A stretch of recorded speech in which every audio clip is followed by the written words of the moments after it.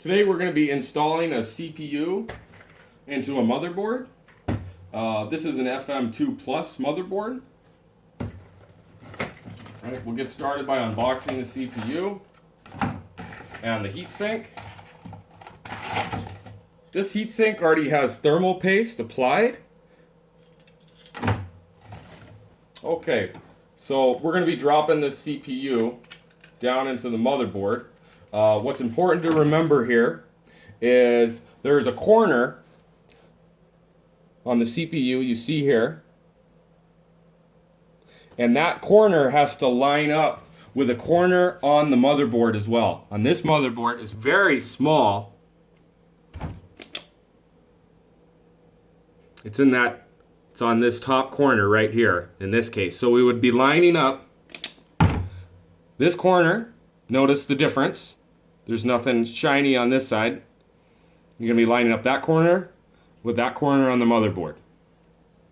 Okay, and on this motherboard, we flip this little bar right here, flip it out this way, and then up, like so.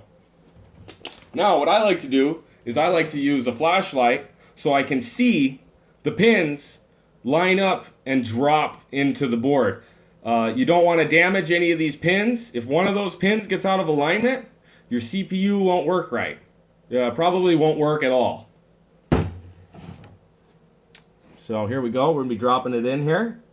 Notice I'm trying to line it up very carefully. And there you go. It's that simple.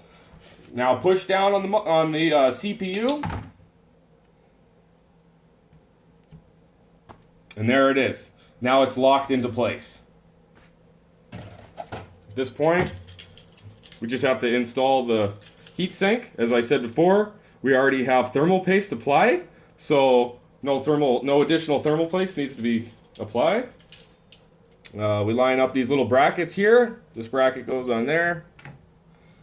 There's a bracket on the other side, and then just flip this tab, and there it is.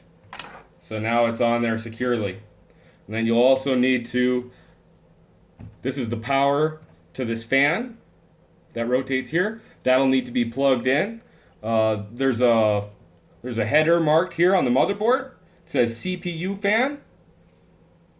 And that's where your CPU fan will go.